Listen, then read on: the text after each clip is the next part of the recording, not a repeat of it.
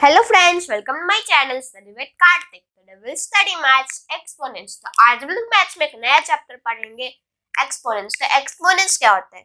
अब जैसे कि हम लोग को मान लेते हैं कि हम लोग के पास एक रेशनल नंबर 5/7 और उसे हम लोग को लिखना है 4 बार। तो इससे बढ़िया कि हम लोग इसे एक्चुअली में 4 बार मल्टीप्लाई करके लिखे। इसमें हम लोग एक और वे में लिख सकते हैं। इसे हम लोग लिख सकते हैं इस वे में 5/7 रेज़ टू द पावर 4। तो 5/7 है, यहाँ पर एक छोटा सा 4 है, इसे हम लोग कहते हैं एक्सपोनेंट। ये हो गया एक्सपोनेंट और ये 5/7 हो गया बेस। 5/7 हो गया बेस और 4 हो गया एक्सपोनेंट। तो ये बताता है कि ये जो इसके अंदर ब्रैकेट के अंदर जो रेशनल नंबर है वो कितना बार मल्टीप्लाई हो रहा है। तो एक इजी वे है कि अगर हम लोग को कोई रेशनल नंबर को एक बार से ज्यादा बार लिखना हो तो 5/7 रेज़ टू द पावर 4, इसे हम लोग इस तरह पढ़ते हैं।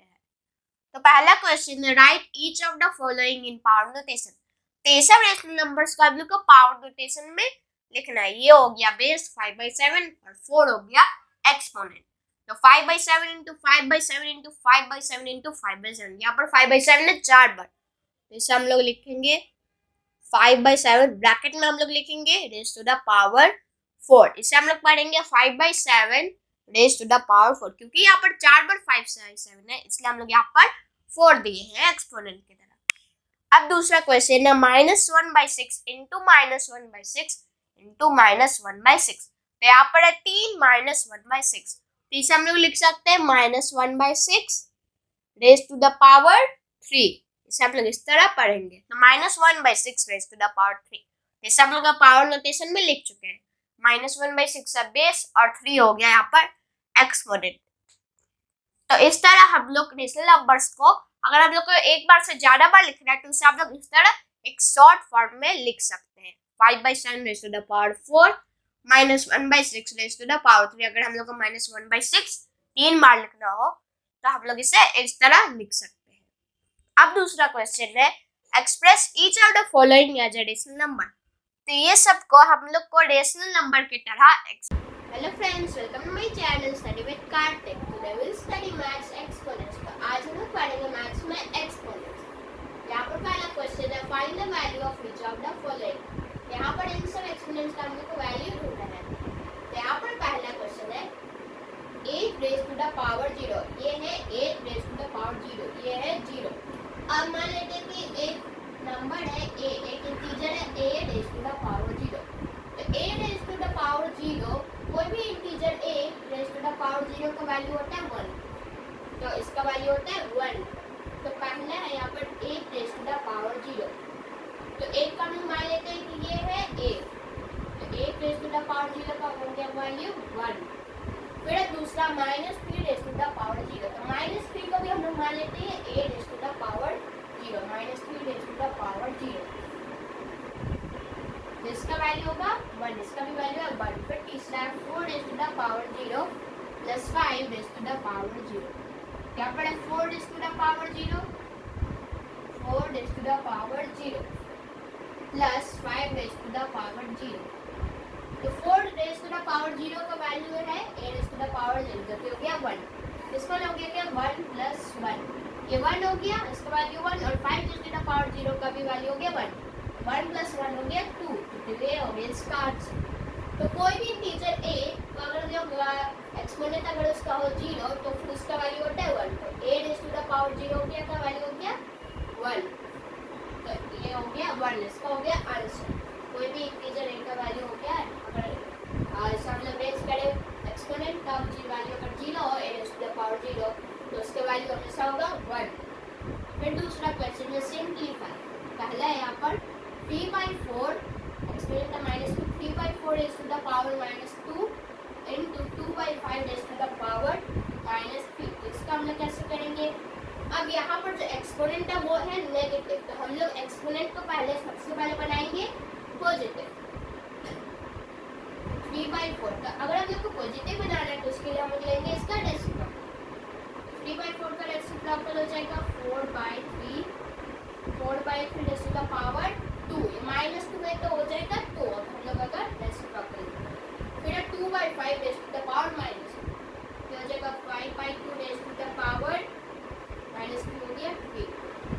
अब इसे हम लोग करते हैं मल्टीप्लाई। तो 4 by 3 raised to the power 2 को हम लोग लिख सकते हैं 4 into 4 या फिर 4 square 3 raised to the power 2 into 5 raised to the power 3 by 2 raised to the power 3। तो 4 को अगर हम लोग दो बार मल्टीप्लाई करें 4 into 4 हो गया 16। तो हम लोग यहाँ पे नीचे करते हैं, हो जाएगा 16 by 3 into 3 हो गया 9, फिर into 5 into 5 into 5 125 और फिर 2 into 2 हो गया 4 8। अब इसे हम लोग सॉल्व करते हैं, 8 1 8 हो गया और ये 8 2 16, ये हो गया 125 into 2 और ये और रिड्यूस नहीं हो रहा है, 5 6 7 8 ऐसे नहीं हो रहा है। 125 into 2 हो गया 250 by 9, ये हो गया इसका फाइनल आंसर 250 by 9। ये रिड्यूस नहीं हो रहा तो ये हो गया इसका फाइनल आंसर। अब ये दूसरा question 2 by 3 raised to the power 2 minus 3 by 5 raised to the power 2 into 7 by 2 raised to the power 2। यहाँ के एक्सपोनेंट्स पॉजिटिव है तो हम लोग इसका रेसिप्रोकल नहीं लेंगे, हम लोग इसे सिंपली मल्टीप्लाई कर देते हैं।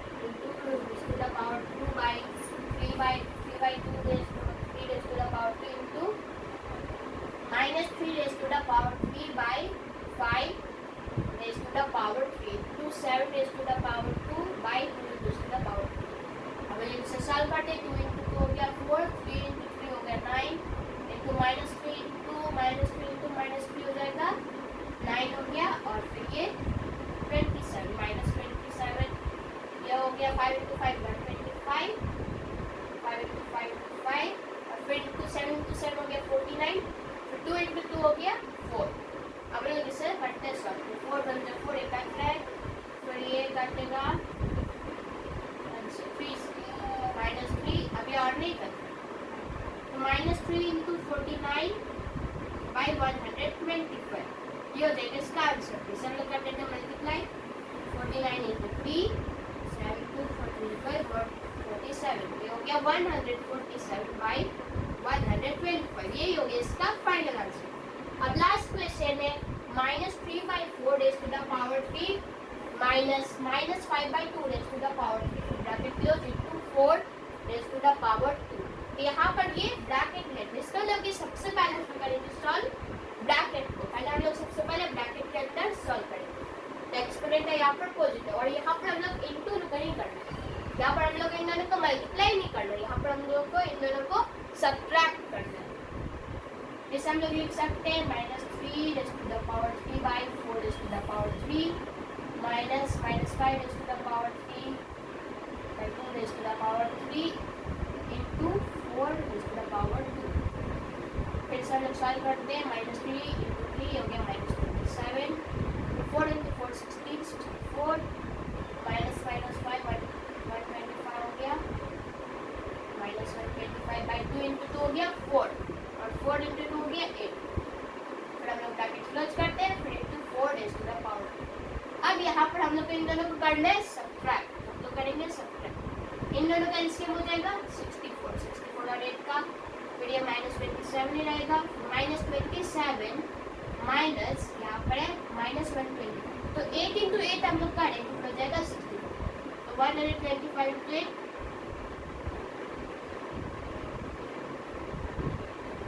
ये हो गया 1000, ये हो जाएगा -1000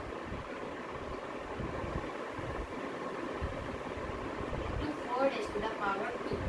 अब इन दोनों को हम लोग करते हैं ऐड, -27 प्लस हो जाएगा 1000। अब इसे हम लोग कर लेते हैं सॉल्व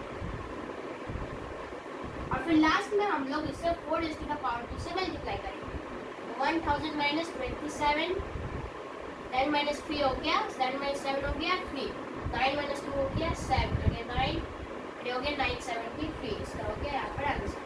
तो 973 by 64, ये बार रिड्यूस नहीं हो रहा, तो 973 by 64 इंटू हम लोग कर देते हैं 4 into 4, ये 4 raised to the power 2 है, तो इसे हम लोग लिख सकते हैं 8 by 1 हम लोग इसे लिख सकते हैं, क्योंकि 4 into 4 करें तो 4 into 4 हो गया 16, यहाँ पर 4 into 4 हम लोग करेंगे तो हो जाएगा 16, तो इसे हम लोग लिख सकते हैं 4 into 4, तो 16 1 + 16, 16 4 + 64, ये आ रहा है 973 by 4।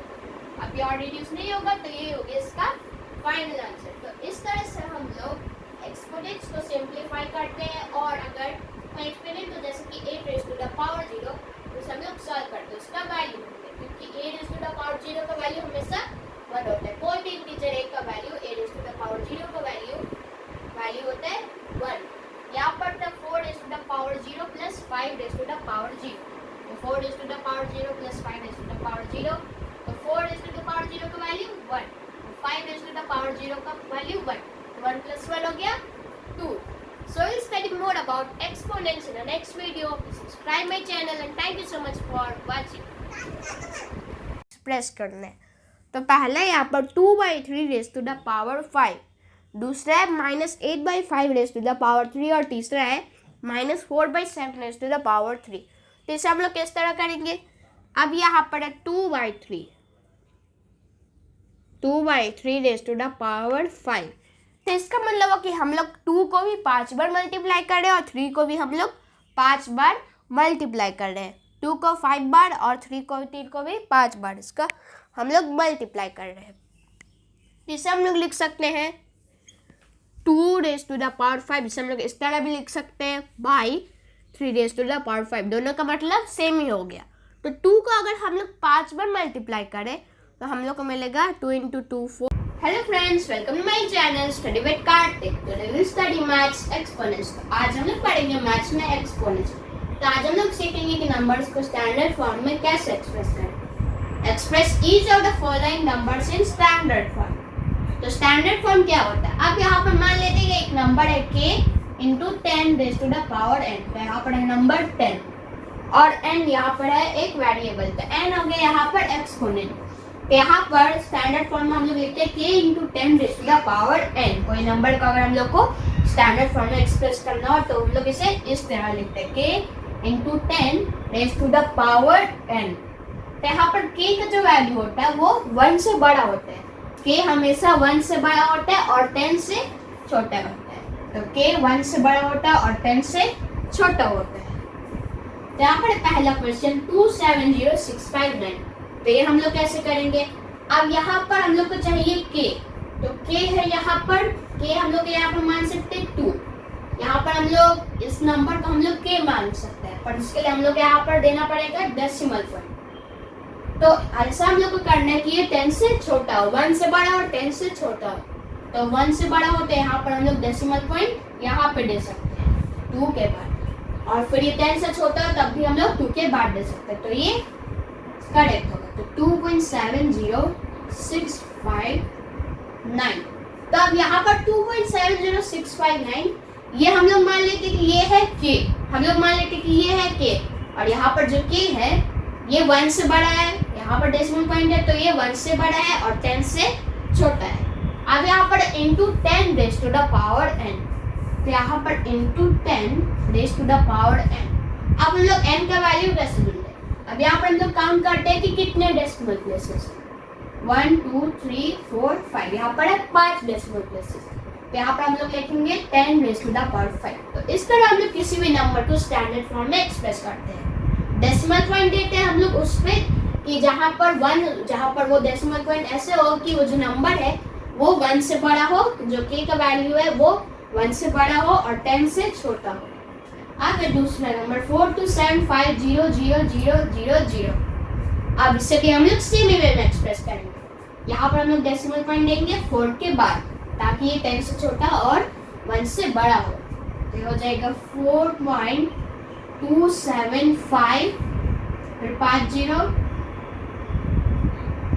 और फिर × 10 रेज़ टू द पावर, हम लोग गिनते हैं कि यहाँ पर कितना है, तो ये हो गया 1 2 3 4 5 6 7 8, तो यहाँ पर है 8 डेसिमल प्लेस, तो × 10 रेज़ टू द पावर 8। ये हो गया इसका आंसर, ये हो गया इसका standard form 4.2750000 × 10 raise to the power 8। अब लास्ट यहाँ पे 683000000। इसे भी हम लोग सेम वे में करेंगे कि यहाँ पर जो k का वैल्यू है वो 1 से बड़ा और 10 से छोटा। तो अगर हम लोग इसे 10 से कंपेयर करें, यहाँ पर k का हम लोग मान लेते हैं ये, तो फिर ये 10 से छोटा होगा, क्योंकि यहाँ पर डेसिमल पॉइंट यहाँ पे है 4 के बाद, और 2 से पहले, तो इसे हम लोग लिख सकते हैं 6.83, फिर यहाँ पर 1 2 3 4 5 6 7 0 into 10 raise to the power, हम लोग देते हैं कि कितने डेसिमल प्लेसेस है 1 2 3 4 5 6 7 8 9, यहाँ पर 9 decimal places, 10 raise to the power 9। इस तरह से हम कोई भी नंबर को स्टैंडर्ड फॉर्म में एक्सप्रेस करते हैं। ये हम लोग बेसिक फार्मूला याद रखेंगे k into 10 raise to the power n, और k का जो वैल्यू होगा वो हमेशा 1 से बड़ा होगा पर 10 से छोटा होगा। तो ये करने के लिए हम लोग यहाँ पर लगा सकते हैं डेसिमल पॉइंट, और यहाँ पर into 10 raise to the power n। तो n का वैल्यू हम लोग कैसे ढूंढेंगे, जितने डेसिमल प्लेसेस होंगे वही होगा n का वैल्यू। तो यहाँ पर मान लीजिए कि 9 डेसिमल प्लेसेस है, तो n का वैल्यू होगा 9, और एक n होता है एक्सपोनेंट।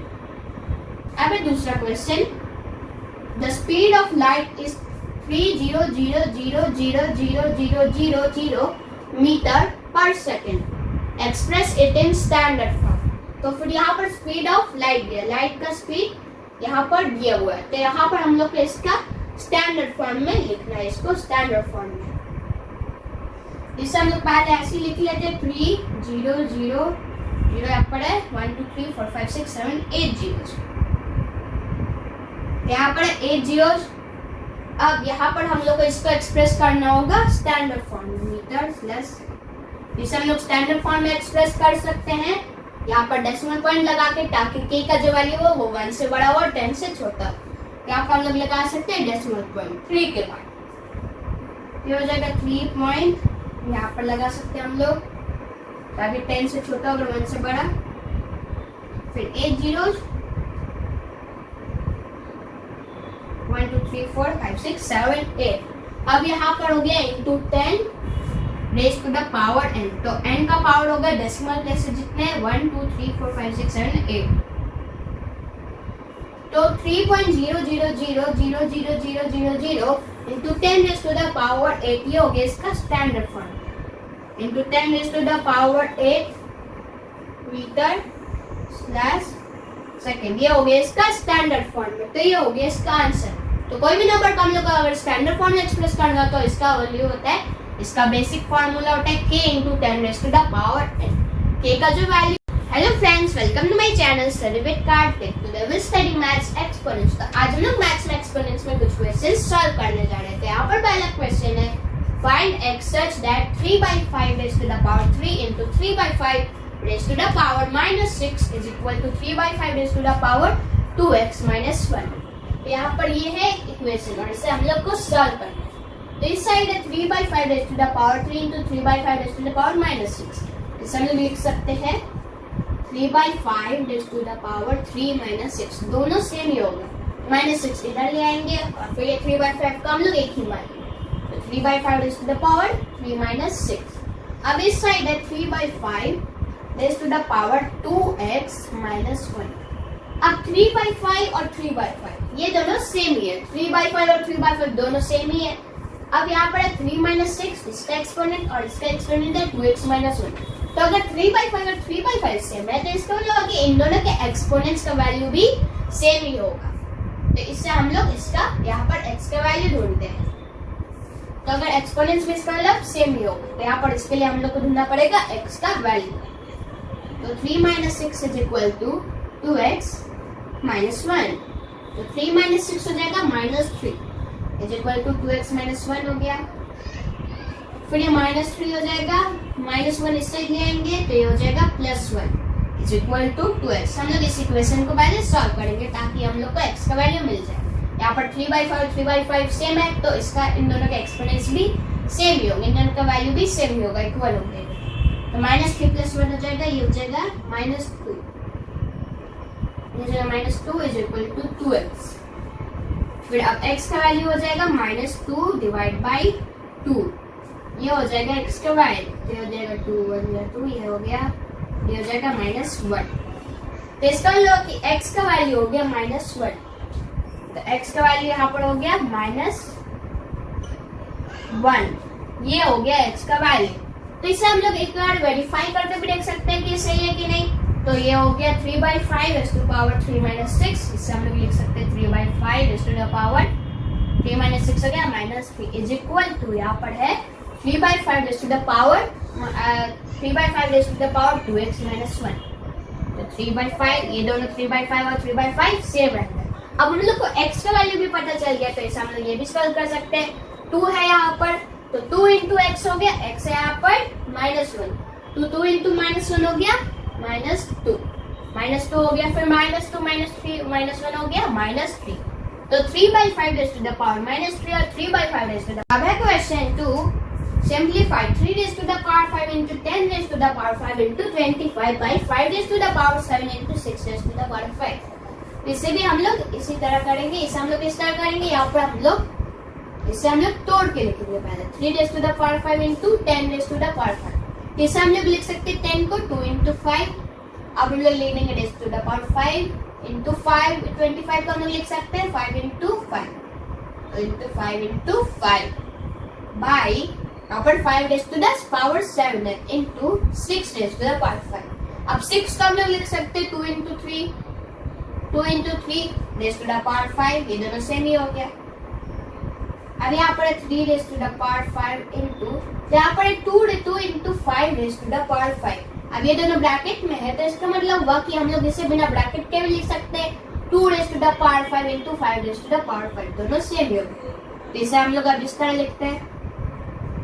अब यहाँ पर 5 into 5, तो 5 into 5 को हम लोग लिख सकते हैं 5 स्क्वायर हम लोग इसे लिख सकते हैं, ये भी सेम हो गया। 5 into 5 is equal to 5 square by 5 raise to the power 7 में into 3 into 2 into 3 raise to the power 5, इसे भी हम लोग लिख सकते हैं 2 raise to the power 5 into 3 raise to the power 5। अब यहाँ पर हम लोग इसे सिंपली काट भी सकते हैं, ये एक इजी मेथड है। तो यहाँ पर 2 रेज़ टू द पावर 5, तो ये ऐसे कट जाएगा 2 रेज़ टू द पावर 5, ये भी 1, ये ऐसे कट जा रहे हैं क्योंकि ये दोनों का वैल्यू सेम है, ये दोनों रेशनल नंबर भी सेम और एक्सपोनेंट भी इन दोनों का सेम है, तो ये ऐसे कट जाएगा। तो 3 रेज़ टू द पावर 5, ये 1 ऐसे कट जाएगा, ये भी कट जाएगा। अब यहाँ पर 5 raise to the power 7 into 5 raise to the power 5 into 5 raise to the power 2, तब ये और नहीं कट रहा है, तो इससे हम लोग क्या करेंगे, यहाँ पर 5 रेज़ टू द पावर 5, तो अगर यहाँ पर हम लोग इसे इस तरह लिख सकते हैं, जैसे कि हम लोग यहाँ पर लिखे थे 3/5 raise to the power 3 into 3/5 raise to the power -6, तो यहाँ पर इसे हम लोग इस तरह भी लिख सकते हैं क्योंकि इन दोनों का रेशनल नंबर सेम है। अगर एक्सपोनेंट अगर अलग हो तो इसे हम लोग ऐड करके भी लिख सकते हैं, इसे हम लोग लिख सकते हैं 5 रेज़ टू द पावर 5 + 2, ये सेम ही हो गया बाय, यहाँ पे बच गया 5 रेज़ टू द पावर 7, यहाँ पर बच गया 5 रेज़ टू द पावर 7, तो ये हो जाएगा 5/7, 5 raise to the power 7 by 5 raise to the power 7। अब ये दोनों तो ऐसे कट जाएगा, तो इसका आंसर हो जाएगा, ये भी कट गया 1, तो 1 हो गया इसका आंसर, 1/1 या फिर 1 हो गया इसका फाइनल आंसर। तो इस तरह से ऐसे हम लोग इक्वेशन सॉल्व करते हैं और हम लोग इस तरह से सिंप्लीफाई भी करते हैं। तो ये इजी मेथड है सिंप्लीफाई करने का, हम लोग इसे तोड़ के लिख सकते हैं। So we'll study more about exponents in the next video. Please subscribe my channel and thank you so much for watching. होता है वो 1 से हमेशा बड़ा होता है और 10 से छोटा होता है, और n का जो वैल्यू अगर हम लोग को ढूंढना हो तो फिर वो जितने नंबर है डेसिमल प्लेसेस, जितने डेसिमल प्लेसेस है उसे काउंट करके हम लोग लिख देंगे, तो वही हो गया n का वैल्यू। तो n होता है एक्सपोनेंट और n का वैल्यू होता है number of decimal places. So we will study more about exponents in the next video. Please subscribe my channel and thank you so much for watching. और हम लोग इस तरह लिख सकते हैं 2 into 2 into 2 into 2 into 2, तो 2 2 जा 4, 2 जा 8, 2 जा 16, 2 जा 32। 2 का अगर हम लोग 5 बार मल्टीप्लाई करें तो हम लोग को मिलेगा 32 बाई 3 को हम लोग फिर 5 बार मल्टीप्लाई करेंगे, 3 into 3 into 3 into 3 into 3, 3 3 जा 9, 3 जा 27 into 3, 3 2 जा 6, 81 into 3, 3 1 जा 3, 8 3 जा 24, तो ये हो गया 243। तो 3 को अगर हम लोग 5 बार मल्टीप्लाई करें तो इसका आंसर हो जाएगा यहाँ पर ये हो गया 3 into 3 27 into 3 हो जाएगा 1 2 3 2 6 81, फिर 81 को हम लोग मल्टीप्लाई करें 3 बार तो हम लोग को मिलेगा 243, तो 243, 32/243 ये हो गया इसका फाइनल आंसर।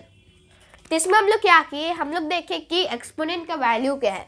एक्सपोनेंट यहाँ पर है पॉजिटिव, ये 5 है यहाँ पर पॉजिटिव और इसका वैल्यू है 5। तो इसका मतलब है कि 2 को भी हम लोग 5 बार मल्टीप्लाई कर रहे हैं और 3 को भी हम लोग 5 बार मल्टीप्लाई कर रहे हैं, क्योंकि यहाँ पर ये ब्रैकेट में है। और अगर एक्सपोनेंट होता है, अगर वो नेगेटिव हो, जैसे कि यहाँ पर अगर ये -5 होता, तो फिर इसके लिए हम लोग इसका रेसिप्रोकल लेते हैं, इस नंबर का हम लोग रेसिप्रोकल लेते हैं। 2/3 रेज़ टू द पावर -5 को हम लोग लेते हैं, इसका रेसिप्रोकल लेते हैं, तो ये हो जाएगा 3/2 रेज़ टू द पावर 5। -5 है तो 5 हो जाएगा, क्योंकि अगर हम लोग को कोई ऐसे नंबर को एक्सपोनेंट को रेशनल नंबर की तरह एक्सप्रेस करना होता है, तो फिर और अगर उसका एक्सपोनेंट होता है तो वो नेगेटिव होता है, तो पहले हम लोग उससे बनाते हैं पॉजिटिव रेसिप्रोकल लेकर।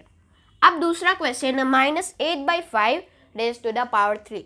यहाँ पर भी एक्सपोनेंट है पॉजिटिव और एक्सपोनेंट का वैल्यू है 3, जिसे हम लोग लिखेंगे -8/5 रेज़ टू द पावर 3। तो इसका मतलब कि -8 का हम लोग 3 बार मल्टीप्लाई कर रहे हैं। इसका मतलब ये नहीं कि -8 × 3 हम लोग कर रहे हैं, इसका मतलब कि हम लोग -8 × -8 × -8 कर रहे हैं। -8 raise to the power 3/5 raise to the power 3। तो -8 × -8 हो गया 64 और 64 × -8, 8 4 × 32 2 3 6 8 48 512, तो हो जाएगा -512 -512/5 रेज़ टू द पावर 3। तो 5 को अगर हम लोग 3 बार मल्टीप्लाई करें तो 5 × 5 हो गया 25 और 25 × 5 125, तो यही हो गया इसका फाइनल आंसर -512/125। अब हम लोग इसे रिड्यूस नहीं कर सकते, तो ये हो गया इसका फाइनल आंसर। अब लास्ट क्वेश्चन है -4/7 रेज़ टू द पावर 3। यहाँ पर भी जो एक्सपोनेंट है वो है पॉजिटिव, अगर वो नेगेटिव हो तो हम लोग लेंगे उसका एक्सपोनेंट का रेसिप्रोकल, ताकि एक्सपोनेंट बन जाए पॉजिटिव, पर यहाँ पर पहले से ही पॉजिटिव है तो हम लोग रेसिप्रोकल नहीं लेंगे। -4/7 रेज़ टू द पावर 3, इसे हम लोग इस तरह लिखते हैं -4/7 रेज़ टू द पावर 3। तो इसका मतलब है कि -4 का हम लोग 3 बार मल्टीप्लाई कर रहे हैं और 7 का भी हम लोग 3 बार मल्टीप्लाई कर रहे हैं। तो -4 का अगर हम लोग 3 बार मल्टीप्लाई करें तो -4 × -4 हो गया 16 और 16 × 4 हो गया 64, ये हो जाएगा -64। फिर 7 को भी हम लोग 3 बार मल्टीप्लाई कर रहे हैं, तो इसका मतलब कि हम लोग कर रहे हैं 7 × 7 7 × 7 × 7, तो 7 × 7 हो गया 49 और फिर 49 × 7 हम लोग करते हैं, 7 9 जो हो गया 63, तो 3 यहाँ पर हो गया 6, फिर 7 4 जो हो गया 28, तो 28 हो गया, फिर ये कैरी हो गया तो 343, तो -64/343 ये हो गया इसका फाइनल आंसर, क्योंकि अभी और रिड्यूस नहीं हो पा रहा, तो यही हो गया इसका फाइनल आंसर। तो इस तरह से हम लोग कोई एक्सपोनेंट को रेशनल नंबर के द्वारा एक्सप्रेस करते हैं। अब मान लेते हैं कि एक और क्वेश्चन है, मान लेते हैं कि एक एक्सपोनेंट है जिसका जो एक्सपोनेंट है वो है नेगेटिव, जैसे कि हम लोग यही मान लेते हैं कि -4/7 है, -4/7 और यहाँ पर इसका जो एक्सपोनेंट है वो है नेगेटिव -3 है ये। तो इसके लिए हम लोग क्या करेंगे, हम लोग इसका रेसिप्रोकल लेंगे, हम लोग इसका लेंगे रेसिप्रोकल। तो -4/7 का रेसिप्रोकल हो जाएगा 7/-4 हो गया, फिर ये -3 है तो ये भी हो जाएगा पॉजिटिव, तो ये बन जाएगा 3, तो 7/-4 रेज़ टू द पावर 3। फिर इसे हम लोग जैसे कि हम लोग इस वे से करें वैसे हम लोग इसी वे से करेंगे, पर यहाँ का जो डिनोमिनेटर है वो नेगेटिव है, तो हम लोग डिनोमिनेटर तो नेगेटिव नहीं रख सकते, तो उसे हम लोग लास्ट में पॉजिटिव बना देंगे। सॉल्व करने के बाद हम लोग लास्ट में उसे पॉजिटिव बना देंगे -1 से मल्टीप्लाई करके। तो इस तरह से हम लोग एक्सपोनेंट्स को रेशनल नंबर में कन्वर्ट करते हैं। तो अगर मान लेते हैं कि 5/7 और उसे हम लोग को 4 बार लिखना है, तो इसे हम लोग इस वे में लिख सकते हैं 5/7 रेज़ टू द पावर 4, ये एक ईजी वे है। 4 हो गया यहाँ पर एक्सपोनेंट और 5/7 हो गया बेस, ये एक ईजी और शॉर्ट फॉर्म में हम लोग को अगर लिखना होता हो तो इसे हम लोग कहते हैं पावर नोटेशन में लिखना। और फिर एक्सपोनेंट को अगर रेशनल नंबर की तरह एक्सप्रेस करना हो तो अगर उसका एक्सपोनेंट पॉजिटिव है तो हम लोग उसे मल्टीप्लाई कर देंगे जितना एक्सपोनेंट का वैल्यू है। तो 2 को 5 बार मल्टीप्लाई किया और 3 को भी 5 बार, क्योंकि ये ब्रैकेट में, तो इसका मतलब कि दोनों को हम लोग 5 बार मल्टीप्लाई करें, न्यूमरेटर को भी और डिनोमिनेटर को भी। और अगर एक्सपोनेंट नेगेटिव हो, अगर एक्सपोनेंट नेगेटिव हो तो फिर उसके लिए हम लोग उसका रेसिप्रोकल लेंगे ताकि एक्सपोनेंट पॉजिटिव हो जाए। फिर हम लोग सिंपली जितना वैल्यू एक्सपोनेंट का उतना बार मल्टीप्लाई करेंगे और फिर अगर डिनोमिनेटर उसका नेगेटिव हो, जैसे कि यहाँ पर डिनोमिनेटर है नेगेटिव, तो उसे हम लोग लास्ट में पॉजिटिव बना देंगे सॉल्व करने के बाद, तो फिर फाइनल आंसर आ जाएगा। तो इस तरह से हम लोग एक्सपोनेंट पढ़े। So we'll study more about exponents in the next video. Please subscribe my channel and thank you so much for watching.